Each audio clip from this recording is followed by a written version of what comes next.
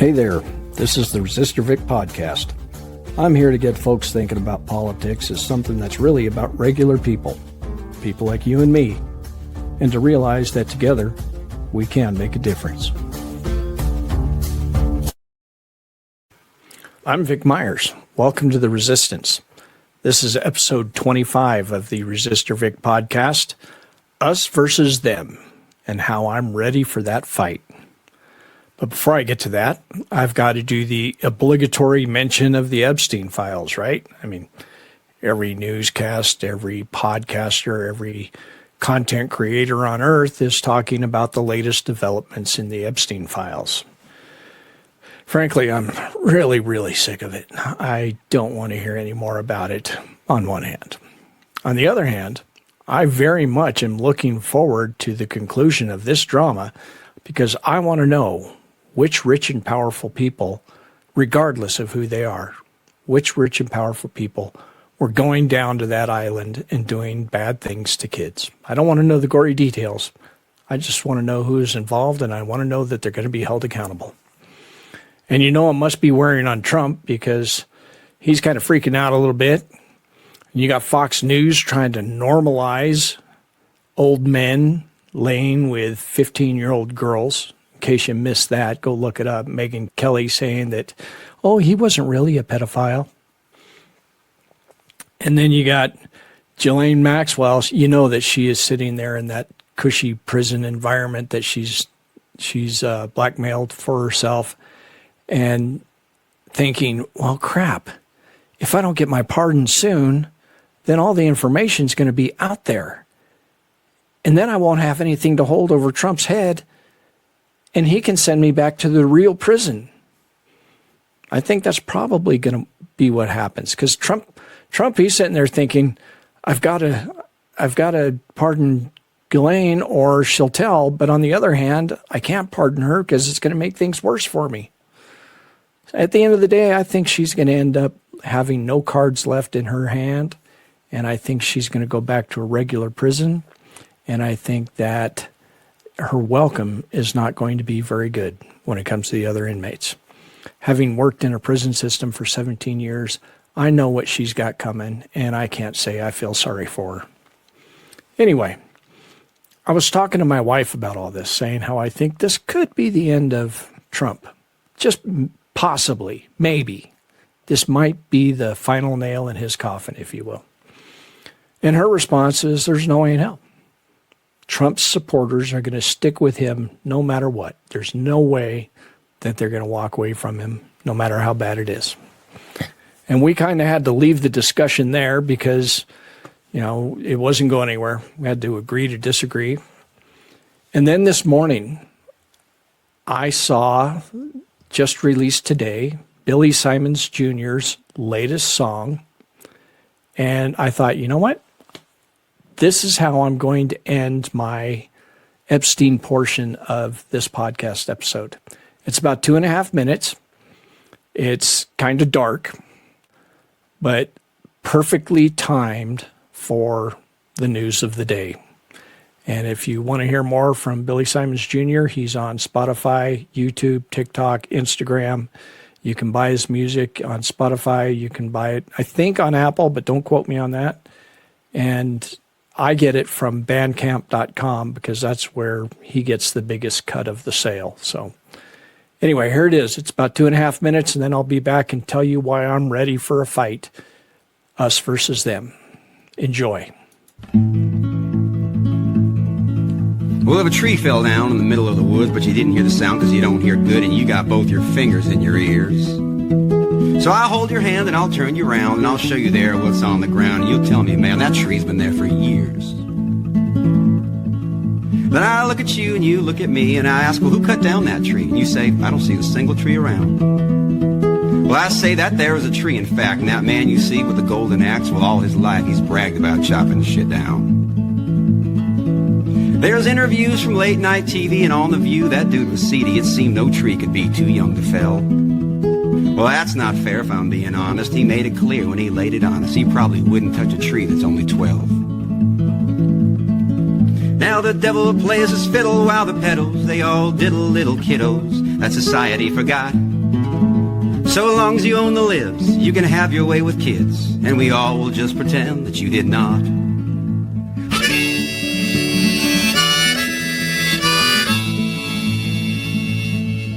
See, some folks bought a basket that was red, white, and blue, and they put their eggs all in it, which you're not supposed to do. And they handed all those ivory ovals over to that man who was standing in the forest with a hatchet in his hand. And did I mention that he used to own a pageant full of trees where he'd go backstage to see them without any of their leaves? And he'd always been quite open about acting on his wishes, because when you're good at hedging, you can grab them by the bushes. Is this metaphor too flowery? Is it working like it should? Is it clear that there's a problem with the way he handles wood? And I can't tell you how to feel about abusing helpless children. Some folks look up to heroes, yeah, and some look up to villains. And you may like your beef expensive and your airplanes to be grounded, and you may like to help the wealthy make sure little kids get pounded. You don't have to like the way I vote or how I look or smell, but oh sweet Lord, look at the tree and just acknowledge that it fell. Now the devil plays his fiddle while the pedos, they all diddle little kiddos that society forgot. So long as you own the libs, you can have your way with kids, and we all will just pretend that you did not.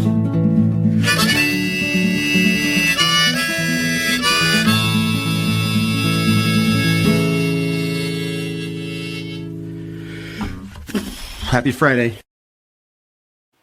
Again, that was Billy Simons Jr.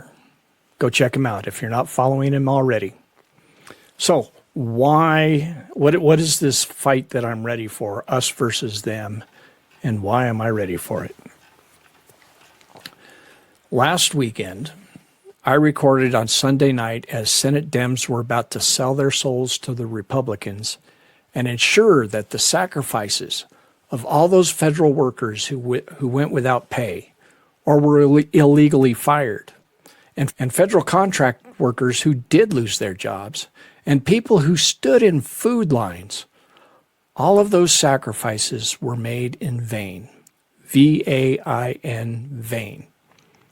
Because the business wing of the Democratic Party was more concerned about Wall Street returns and whether the big banks might lose money due to people not being able to make mortgage payments and car payments and credit card payments. And don't try to tell me it was just 7 Dems and an independent. They were all people who were either retiring or not running in 2026. They were the ones who didn't have to worry about voter backlash because voters have short memories. You can't say anything that will convince me that they didn't have Schumer's blessing. In case you missed it, a couple of weeks ago, those too big to fail banking institutions, they had to borrow $50 billion from the Federal Reserve because they didn't have enough cash to cover their day-to-day obligations.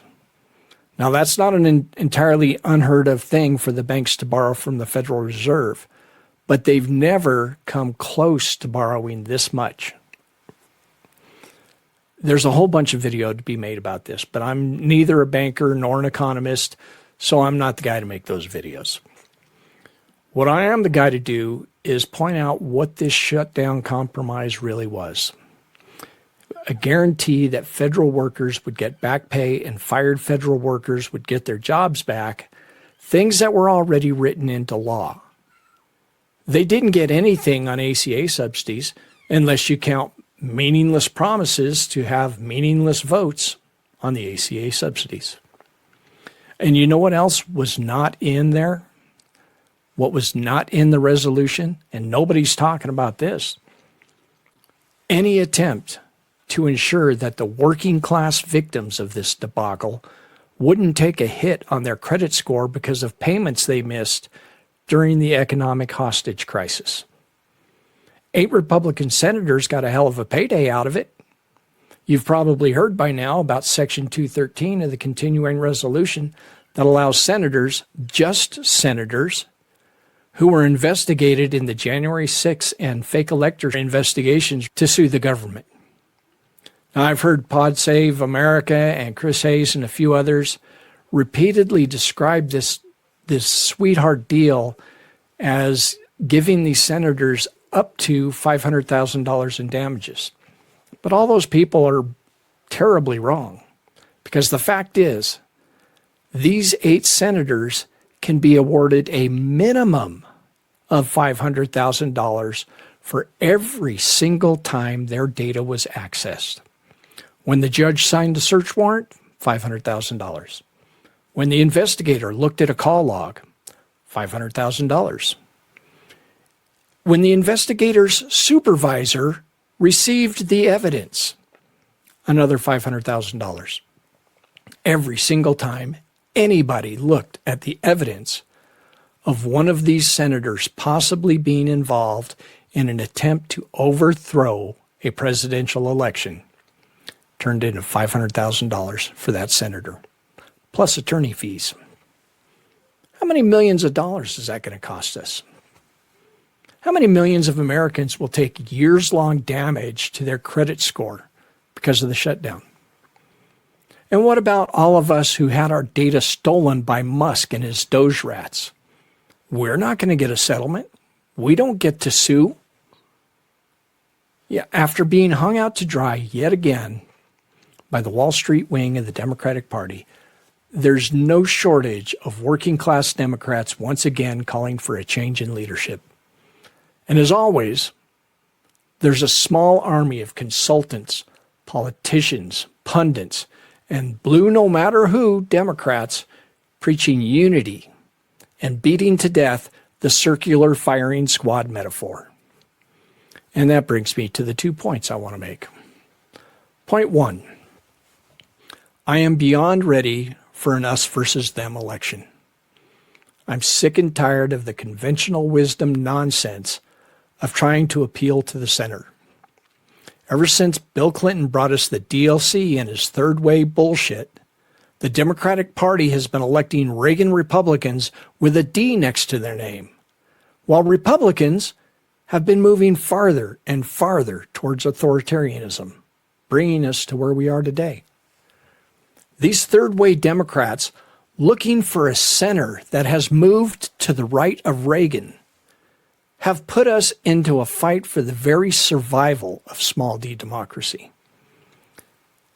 I say it's time we make people pick a side. Make them choose between the left and the right. Make them decide if we'll stand together as a working class or continue to be ground under the heel of the oligarchy. If Al Gore had ignored the third-way consultants and campaigned on his absolutely wonderful record of standing with and for the working class, we would be in a very different world today. He would have paid attention to the presidential daily brief that George W. Bush famously ignored, and 9/11 might have been avoided. We damn sure wouldn't have invaded Iraq. He could have built on the very modest healthcare reforms of the Clinton administration and built in something much bigger. We would be decades ahead of where we are now with respect to addressing climate change. And millions of Americans today would have good paying, strong jobs in a green economy that leads the world. But he didn't. He went the third way. The election of Barack Obama gave us another opportunity to rebuild the middle class, move us closer to single-payer health care and a green economy. He made progress on some of this, but between cleaning up the economic mess left by W and dealing with the third-way Dems like Schumer, Pelosi, Durbin, Kaine, people that he had to work with in order to get absolutely anything done, he couldn't go far enough. For example, it was the centrist Dems, Pelosi, Schumer, those people. They're the ones who took the public option out of Obamacare. They told us it was so that we could appeal to the middle, so that we could get middle America on board. America had another chance in 2016. We, the Democrats, we had one wildly popular candidate with decades-long solid record of being a champion for Main Street Americans. We had another candidate with a great resume, zero charisma, and who was unwilling to tell us what she was saying to Wall Street in her private luncheons with them. It was the third way DLC centrist Wall Street wing of the Democratic Party that rigged the primary to ensure we chose to put up no charisma to compete against a brain-dead fascist with just enough charisma to convince working-class Americans that he was on their side. And in 2020, we had another opportunity. I mean, Biden wasn't as bad, but we still let the centrist third-way people tell us which way to go. And then in 2024, they said, let's let Joe run again. What could possibly go wrong? Really? What could possibly go wrong? I get so angry when I look back at these decisions over the years by these so-called centrists. I think about how much better off not just America, but the world could be. Maybe Gaza wouldn't have happened. I'm sure that we wouldn't be depending on Ukraine to defend all of Western democracy against a hostile Russia. And if Russia did still try and do something, we wouldn't have abandoned Ukraine like we seemingly have now. And when I zoom out even further, I think about how much better off my kids, my grandkids would be, both financially and with respect to the political and natural environments that we're leaving them with. I'm so done with this self-defeating search for the middle. It's time we finally have an all-or-nothing, left versus right, Main Street versus Wall Street, bare-knuckles political brawl for the future of America. Let's have a left versus right election in which we make those in the middle pick a side, instead of letting the oligarchy pick which teams we're on, like we're picking sides for a middle school dodgeball game in PE. My second point. Right now, in this moment in time, in the lead up to next year's primaries, is the absolute worst time for unity in the party. The unity that some people are calling for is the very same unity that perpetuates failure and prevents new growth. This form of unity doesn't have room for critique or critical thinking for that matter. It only has room for top-down edicts telling us what we stand for instead of hearing us and carrying our voices into the halls of government. If we ever hope to make our nation a place where medicine or meals is not a daily choice, if we ever want a nation where education and those who educate are valued again, if we want to once more have an American dream that includes home ownership, a good job, and the occasional vacation, if we want these things, then today, unity is the enemy. Today, we need to do the work that will make sure every single politician who wins next November had to work his or her ass off to get that victory. Like Zohran Mamdani, the guy Schumer, Pelosi, and the other centrist leaders of our party still won't recognize, but who will have the backing and the power of Main Street New Yorkers behind him as he takes on the oligarchs. There's a large crop of men and women all across this country who are stepping up to lead, but are being held back for the sake of unity. For example, and this is just one of many out there, Karen Breslin in Colorado. She's trying to challenge 73-year-old millionaire incumbent centrist John Hickenlooper for the Democratic nomination for U.S. Senate in Colorado.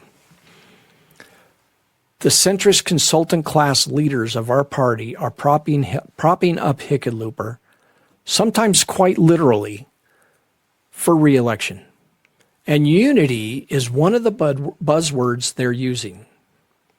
Yeah, I could talk for an hour about real leaders trying to step up and being held back by centrists in the name of unity. Instead, I say this: it doesn't have to be this way. We can be united next November. The first step for the working class to take to wrest our party from the ironclad grip of the centrist oligarchs is to abandon unity now and have vigorous primaries against every incumbent everywhere. If we do this, it won't be a circular firing squad. It'll be a culling of the herd. Thanks for listening. Good day. Well, folks, looks like we're back at the barn and it's time to call it a day. I sure do appreciate you spending your time with me. If you want to help keep this podcast going by supporting me, you can get a paid subscription on Substack, where I'm Resistor Vic. Or if you're the type that'd rather go to PayPal, I'm also resistorvic@gmail.com. Thanks again.